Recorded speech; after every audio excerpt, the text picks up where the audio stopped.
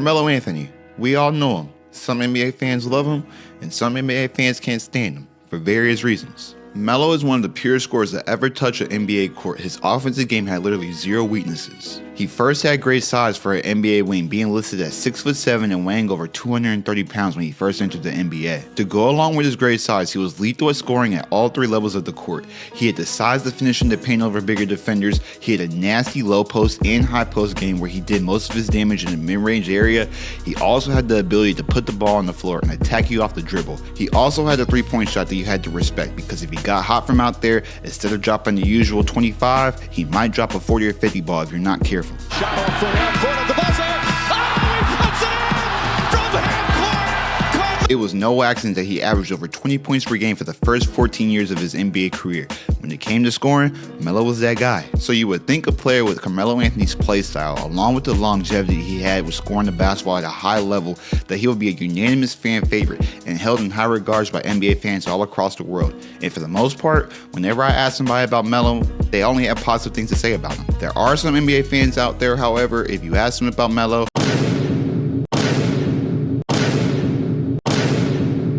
let's just say they aren't the biggest fans of his, which is understandable. I have certain players that played in the league that I'm not the biggest fans of either. In this video, I'm not going to try and persuade you to become a fan of Melo, nor am I going to persuade you to not be a fan of his. In this video, I want to go over the 4 most common reasons I feel like NBA fans might dislike Melo. And while I present those reasons, I'll give my 2 cents to the argument and how I view Carmelo Anthony as a player. The first reason I want to look at to why people don't like Melo is because of his defense. Melo all throughout his career has had the reputation of being a terrible defensive player, and some of those criticisms are valid, especially when you look at the film towards the end of his career. Specifically, in the 2018 playoff series against the Utah Jazz, Utah repeatedly attacked him in the pick and roll the entire series. In the 194 minutes when Anthony on the court, the Jazz would outscore him and the Thunder by 58 points, with the Thunder having a negative 12.6 net rating. Meanwhile, with the 94 minutes Melo was on the bench, the Thunder would outscore the Jazz by 32 points, posting a positive 18.1 net rating. To make the perception of Melo's defense even worse, the following year when the Thunder replaced Melo,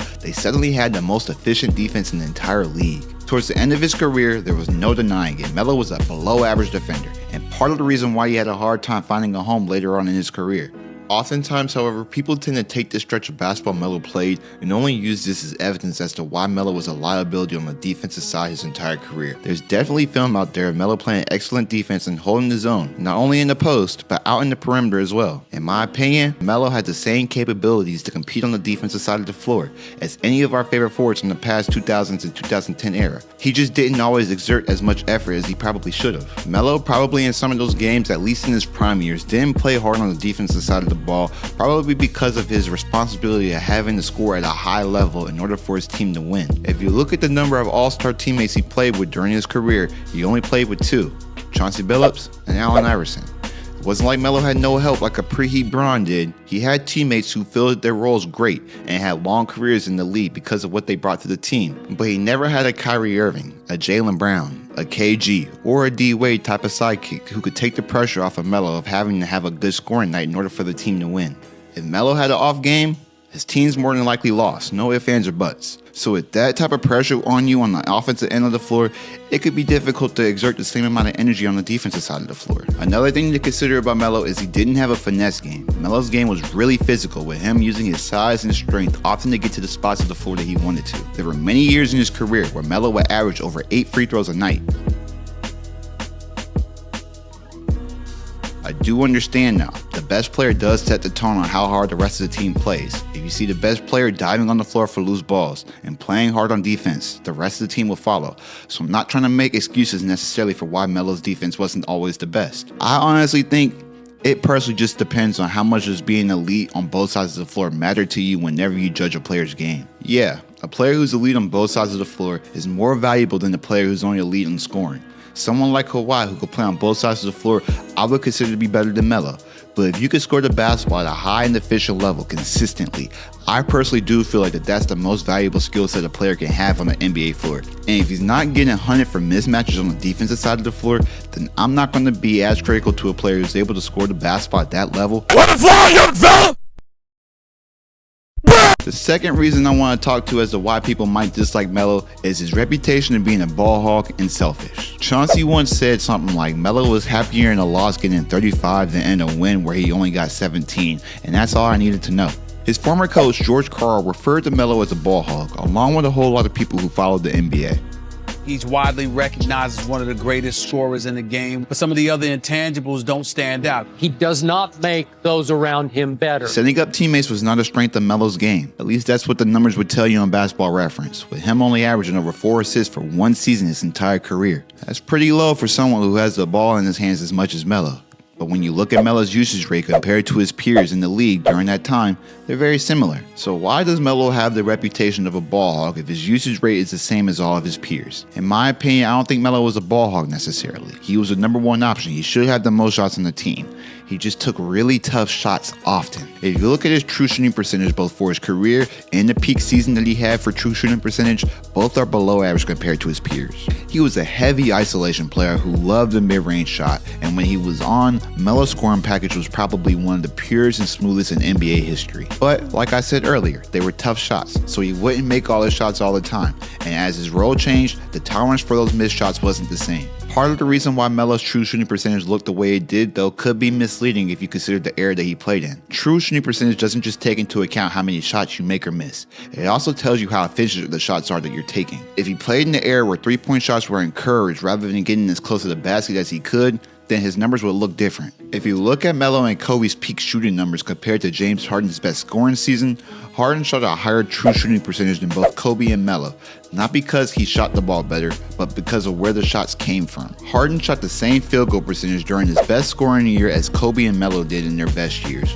but since Harden took significantly more threes than both Kobe and Melo, that extra point from that three-pointer is more valuable than the mid-range shots Melo and Kobe would take, making his true shooting field goal percentage higher. So if Melo played in an era like today where good three-point shooters like himself are encouraged to shoot more threes than twos, who knows what his numbers could have looked like. So the numbers say that Melo wasn't a ball hog.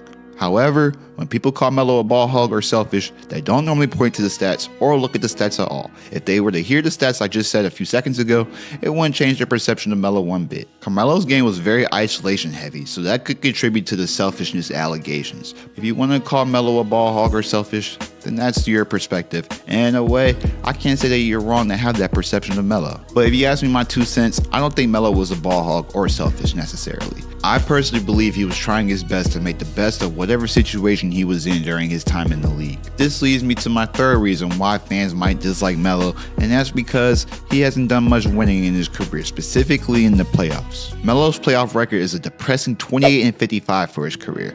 2 out of the 19 seasons Melo played in the league did he ever make it past the first round of the playoffs. When I first heard those stats, I was really shocked with the real lack of playoff success Melo had during his prime years. Melo played on solid teams with the ability to compete every night. Evidence being, the first decade of Melo's career, his teams did not miss the playoff once. The teams, however, were never Series championship contender caliber squads. Why? Because the Lakers and Spurs were just better. Even Dallas and Phoenix were considered more of a threat to come out of the West than Denver. Remember, Melo played with 2 all-star teammates during his time in Denver. His time with Iverson wasn't necessarily the best fit, but when he teamed up with Billups, it was the closest thing he ever got to winning a ring, making it all the way to the Western Conference Finals before falling to Kobe and the Lakers. The run Melo made with Billups proved that Melo was good enough to be the first option on a contending team. He just needed the right pieces around him. Yeah, he only made it out of the first round once in his time with Denver, but you have to also acknowledge that he never had a losing season during his time with Denver either. We have seen this story time and time again in the league. A franchise drafts a star who is really good. So good, in fact, that your team is going to be halfway decent just because he's on your roster. However, since the team is always winning games or close to becoming contenders, it makes it hard for a franchise to build a team around them in the draft since they are always outside of the lottery, missing out on the best prospects every year. And then if the franchise the star is a part of is a small market, it makes it hard for them to attract free agent talent during the offseason, making the team building process just that much harder. During his time in New York, Melo had talent on his teams, but he never had a teammate make an all-star team with him during his time as a Knick. They only won 1 series in his time with New York as well. And if you were to ask me, those teams in New York were never Series championship contenders either. Despite that, the Knicks should have saw more playoff success during the Melo era. Like, the Knicks should have made that Eastern Conference Finals in 2013. Yeah, that Pacers team was good, But the Knicks won 54 games that season. Losing to anybody but Bron that year would have been unacceptable to me if I were a Knicks fan during that time. A team I feel like a lot of us point back to as the perfect fit for Melo was the 04 Pistons team that passed up on him with the second pick in favor of Darko Milicic. That Pistons team had the personnel to defend at an elite level, and if you would have added Melo's natural scoring ability to that roster, that team would have done some serious damage. But we have to focus on what actually ended up happening, and the reality was Melo didn't come close to winning at the level he was expected to. But when we look back at these players' careers, I think we value winning a championship just a little bit too much. If we are comparing players and their close skill set wise, then the championship should be valued in the separating factor from the really goods to the greats. But we're just looking back at the player's career and how good they were in their primes. I don't think him not winning a ring should be a determining factor as to why you think he might be overrated. But if it is for you, that's okay. Like I said earlier in this video, I'm not making this video to change your mind. I'm just giving you my thoughts. This now brings us to the final reason why I feel like some NBA fans might dislike Carmelo Anthony, and that's how his time in Denver ended. Carmelo Anthony spent the first 8 years of his career as the face of the Nuggets franchise. In 2009, the Nuggets got the closest they ever had to an NBA Finals appearance, making it all the way to the Western Conference Finals. After that Western Conference Finals appearance though, the Nuggets would take a step back the next season, losing in the first round again to the Jazz. Despite the team taking a step back and getting eliminated in the first round again, Melo thought that the team was still contenders in the stacked Western Conference and had zero interest in a rebuild. Did you want to go there? New York never was the place though. Oh, okay. It was people think that like I went in there and was like, get me out of here to Denver. Like that never was the case. I see what's happening here. 08, okay, we building.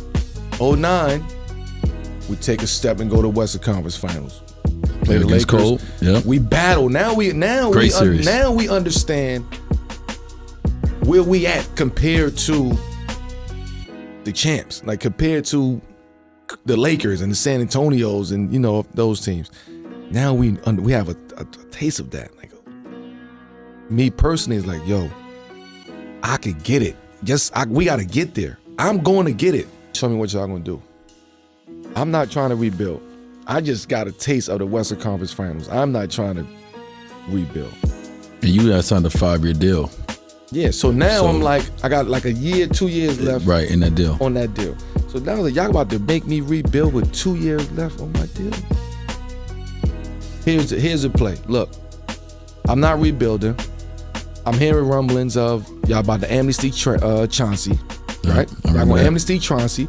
Y'all gonna send JR and Nene to Chicago for somebody. They wanted Joe Kim. Bring Joe Kim, they gonna ship Nene out. Bro, who you about to have me over here with? You know what I'm saying? Like who?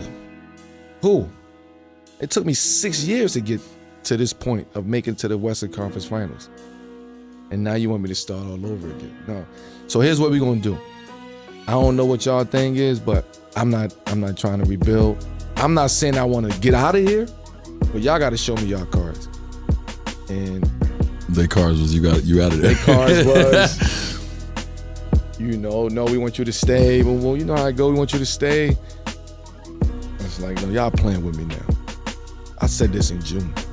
Once it became clear that the Nuggets and Melo were on two different pages, the split was inevitable. Melo at the end of the year could have just signed with the Knicks in free agency since his contract was up at the end of the year, making him a free agent. The problem was, 2011 was the year of the lockout, and nobody really knew what the future of the league was going to look like in the next few years. So, this was not the best time for Melo to become a free agent, with him possibly losing millions of dollars due to the new collective bargaining agreement. Melo did not want to take that risk, so instead, he wanted to be in a sign and trade deal so that he could sign an extension and guarantee his money regardless of if the lockout happened or not. Now, the Knicks could have just ignored Melo's request of a sign and trade deal and waited till the summer and sign him. There was one problem though. A team just one state over from them were looking to make a huge splash before their inevitable move to Brooklyn. Melo claimed to have no interest in playing in New Jersey, but the threat alone of losing out on a hometown star like Melo, along with the terrible reputation that they built in the past decade, it caused the Knicks to blink, and they essentially gave up all of their assets in order to acquire the All-Star. Some Knicks fans believe if they don't make the trade and Melo simply went somewhere else, that they would have still been better off than giving up all their assets for him. I disagree with that stance, but the team's record was below 500 with Melo on the roster, so who knows? It would have been more ideal for Melo to be patient and come in free agency rather than stripping the assets of the Knicks, but whenever money becomes involved, personally, I can't expect someone to sacrifice money for the sake of one of these NBA franchises. However, if I were a Knicks fan, it would have kept me up at night wondering how far a Melo-led Knicks team with real depth could have went in the playoffs. Now, do I think Melo was committed to winning like he claimed he was? I don't know. I don't think Melo wanted to lose, but if Melo's main priority was to win a ring, it's hard for me to see him pushing for a signing trade knowing the Knicks would lose assets. It just doesn't make sense. Wade, Brown, and Bosh all took less money because they wanted championships, not money. I'm not knocking Melo for choosing the money. Shoot, I might have chose the money too if I were put in that position. Maybe he thought him and Amari was good enough to compete in a weaker Eastern Conference. I don't know. But anyways, those are the reasons why I feel some people aren't the biggest fans of Carmelo Anthony. My final thoughts on Melo is that he was a generational scorer and is a no-brainer Hall of Famer. Despite his talent and exceptional scoring ability, there were flaws to his game, and he doesn't have a ring, so when you stack his resumes up with some of the all-time greats, it's missing some things. The biggest things missing are MVPs and rings, but accolades shouldn't be the only thing that we look at when we remember these former stars of our game. We all understand that there are levels to greatness and that titles and MVPs are what separates the legends from ordinary players. But if you ever had the privilege of watching Melo play basketball when he had it going, you knew that there was nothing ordinary about that dude. I appreciate you watching this video until the end. Until next time, it's your boy Said, and I'm out. Peace.